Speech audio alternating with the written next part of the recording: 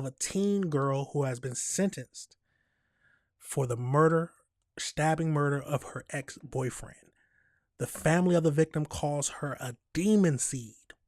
It's sentenced today for a teen accused of stabbing and killing her ex-boyfriend. The victim's heartbroken family asking for justice, as the defendant herself says she's sorry for what happened. Local 10's Leanne Monajon is live in Miami with the dramatic day in court. Leanne? Nicole, the victim's family pulled no punches, telling the judge exactly how they felt about the investigation, the charges, and the sentence they'd like to see imposed in this case. The defendant herself was among several people who spoke on her behalf, but watch until the very end of this piece and you'll see exactly what she had to say for herself just moments ago. It will always be a fact that you are a murderer. You are a demon seed that your parents brought into this world to bring suffering on everybody else. Shame on them.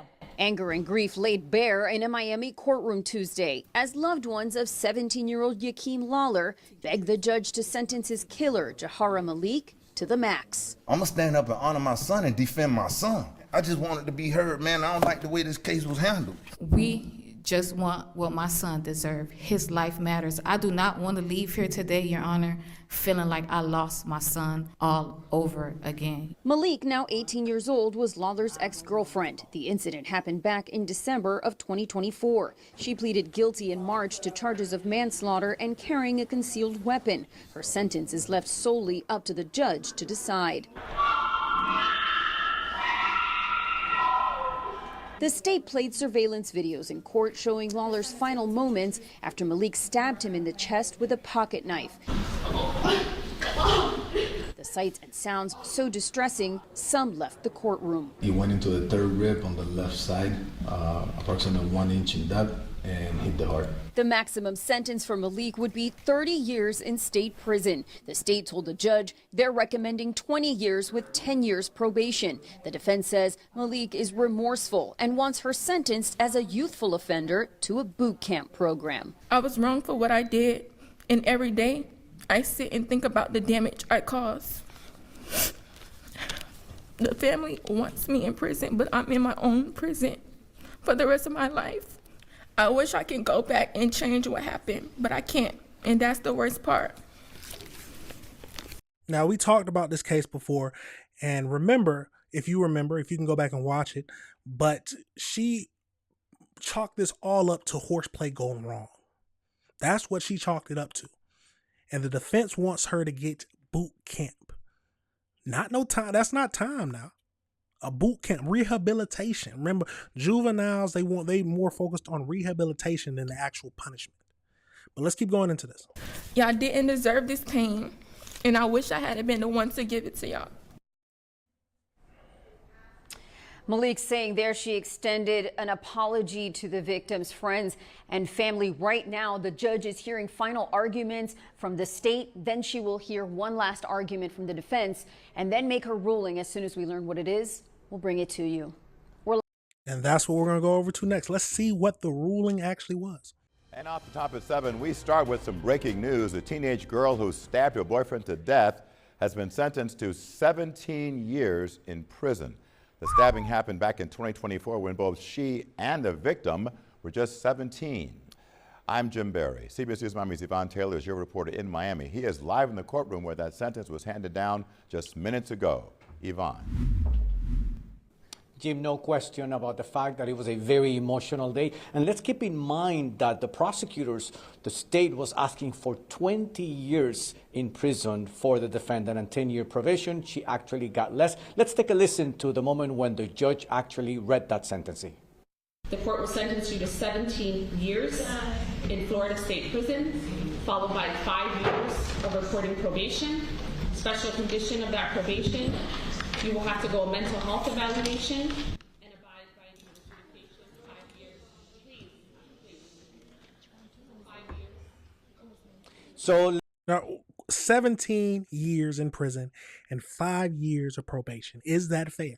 Do you think that's fair? Let's remember that it's Jahara Malik. She actually she pleaded guilty for manslaughter on stabbing and killing her 17-year-old ex-boyfriend, Yakeem Lawler, football star player. And so today we heard the relatives of both the victim and the defendant, and the families of the defendant say that they were asking for some sort of mercy for the girl because she had said that she had repented, whereas the families of the victim were asking for justice to prevail because of the time that they have endured without their loved one. So let's take a listen to the moment when the defendant, Yahara Malik, takes the stand, and after that, we'll hear the victim's father. I was wrong for what I did, and every day I sit and think about the damage I caused. The family wants me in prison, but I'm in my own prison for the rest of my life. That's how I had to identify my son, by a picture. And he died with his eyes closed and his mouth open, like he was shocked. He was in disbelief. Imagine going through that. Tragic situation. But the question is, do you think that that was a fair sentence? Let's get over into the AI breakdown just to go a little bit more in depth into this whole case. So as we know, on May 5th, the 18-year-old Jiraiya was sentenced to 17 years in state prison, followed by 5 years of probation for this fatal stabbing of her ex-boyfriend. The stabbing occurred on December 20th, 2024 in a parking garage. Prosecutors and the victim's family stated that the couple was arguing because the boyfriend wanted to end the relationship. She initially claimed the stabbing was an accident resulting from horseplay with the knife. However, surveillance video captured his final moments, including him saying, "Don't," before being stabbed in the heart. She pleaded guilty to manslaughter and carrying a concealed weapon in March 2026 without a plea deal, leaving her sentencing to the judge's discretion. Now, I said this last time. Do you think she should have gotten manslaughter for this?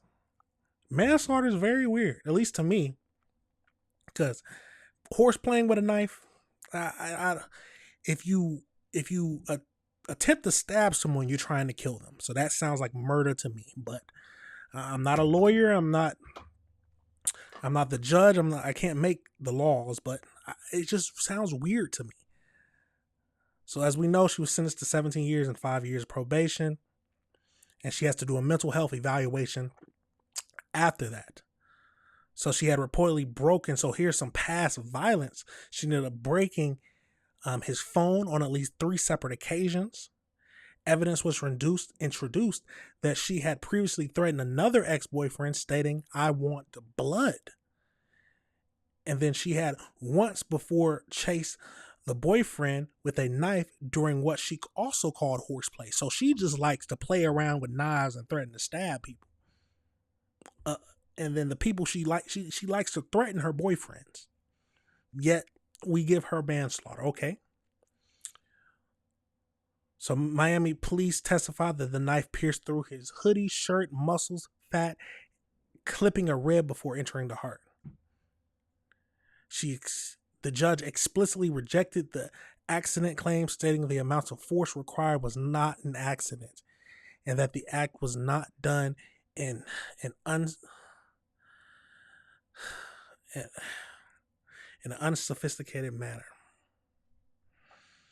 The lawyer requested a youthful offender sentence, which would have sent her to rehabilitation boot camp rather than prison. The mother of the victim testified that her son had tried to break up with her just 8 days before he was killed. She referred to Malik as the victim as a demon seed and expressed that even 17-year system did not feel like full justice. Dozens of the classmates from Miami attended the hearing, many wearing shirts with his photo to honor the star athlete and honor students. Wow. Now, like I said before, is 17 years justice? We've talked about this type of stuff a lot, but if someone murders someone, should they get life in prison? A life for a life? Is that justice?